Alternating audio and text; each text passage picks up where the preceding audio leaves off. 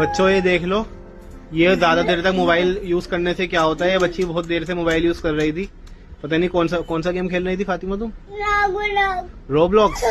ये Roblox game खेल रही थी फोन में, और ये फोन देखते देखते इसकी आंखें देखो कैसी हो गई, आंखों में कीड़े आ गए इसकी।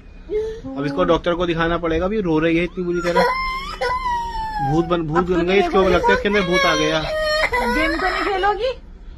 बच्चों आप सब भी देख लो, ज्यादा देर तक फोन में गेम खेलने से क्या होता है। कोई भी बच्चा है ना, कोई भी गेम ना खेले, वरना वो बच्चा भी इसकी तरह भूत बन जाएगा।